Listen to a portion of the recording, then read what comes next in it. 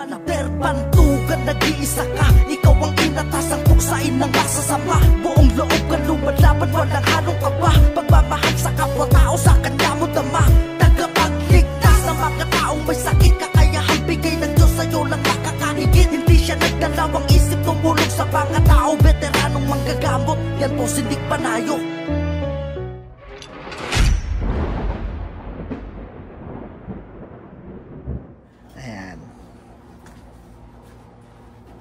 Okay. Te, pangalan niyo po? Ninita po. Ninita. Roses. Taga saan mo kayo? Mag-asawa po. Mag-asawa kayo. Alam mo po. So, kailan mo siya dinala dito? Nung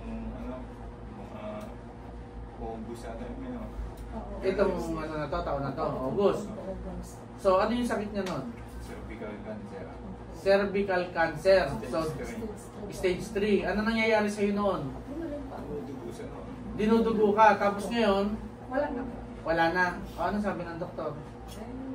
Medyo daw siya. Magaling naman na daw po. Okay na daw kasi. Magaling na daw. Putla siya eh. So, nawala na yung cervical. Nawala po. Nawala. Nung ginamot dito. Stage 3 cervical cancer, nawala. Nung ginamot ng katulad ko, no? So, tingnan nyo naman. Basta naniniwala kasi. Inom lang po ako nagamit ng tubig. Yung healing water. So, malaki talaga na itutulong ng healing water natin, ano? Kaya dinayo pa namin para So, ngayon, kaya kayo pumunta dito para sa healing water. Pakita mo yung healing water, Dan. Ayan na yung healing water. Kumuha sila ng 3 healing water ulit.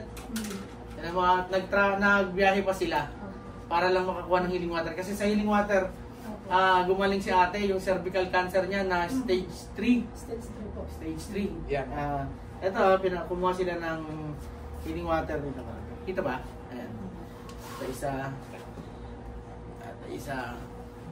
Tapos ito isa. Bale, 3 healing water yung kinuha nyo ngayon. So, ibibiyahin nyo pa to.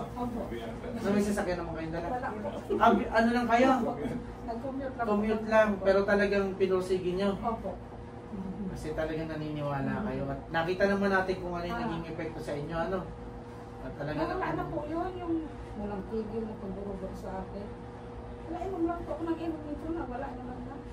Pero nung hindi pa kayo nagpapagamot dito sa akin, ayun, ano siya yung Diretso po. yung balakang niya, Hindi hindi na na siya naalis makatayo. yung sakit. Nagulat, madami nga nagulat sa kanya naman eh.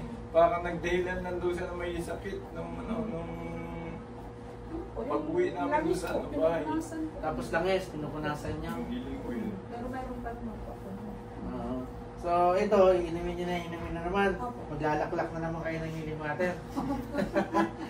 At least nakita natin kung ano yung epekto sa inyo na kayo gumaling Noon pa namin balak pumunta dito kaso wala talaga kami panahon nung kahit si Papa nanonood din eh. Di ba ba, sinunod ko dito yung nanay ko, nag-block na po ang banga noon. Ngayon, nakapalakad-lakad na siya doon sa bahay. Hindi na kumakain Hindi na nga po kumakain. Dati hindi na nakakakain. Hindi na po.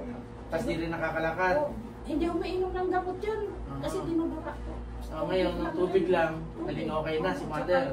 Nanay niyo yun? Opo, nanay ko yun. Ayun. Sabi mo nga, kayo ikaw mag-ano, ayaw ni nanay magpahahawak.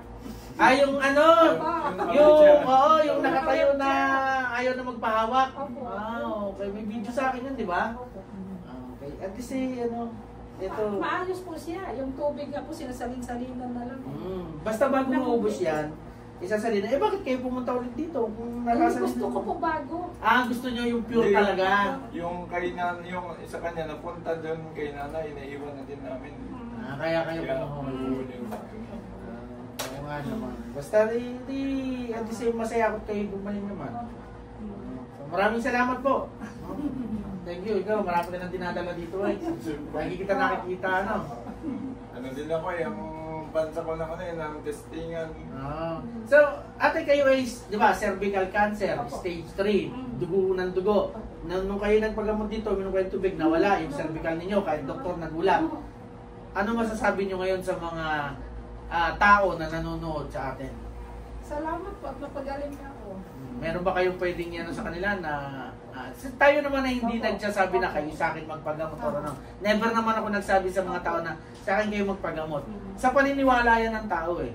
Kung naniniwala yung tao, pumunta. Kung hindi, edi wag okay lang. Gumaling naman po ako dahil dito sa Ano pa ano yun? August lang, di ba? August lang po. August. August 5 po yata. August 5. Tapos, nag-stop yung dugo mo, Ganon din na buwan po. August din. Oo. Basta nung after gamot, tapos namin nung nag-stop na siya. Ano po talaga, gumaling ako, yung hirap ako tumayo, inaakay ako dito dahil parang pakiramdam ko, parang may bali ako sa ganito ko. Nawala po yun. Hindi na bumalik na. Hindi na bumalik. Kasi magaling na kayo. Opo. Ano na kayo, blooming na kayo. Sabi nga po niya sa akin, oh, ayan ka na naman, sigala ka na naman. Saan? Kasi mahilig ako mag-aya, gumala. Ngayon, gagala na ulit kayo. Gala, maggala sa Manila. Yeah, kasi masaya ako sa inyo at ikay wala nang problema. Ano? So ayun, maraming salamat ulit. Ha? Maraming salamat po sa inyong testimony. Thank you po. So yun lang mga panalig, maraming salamat po sa lahat ng gusto magpagamot po. Punta lang kayo. Walang every Saturday lang po ako nang gagamot. Ayun po. So maraming salamat po. Thank you. Okay ha.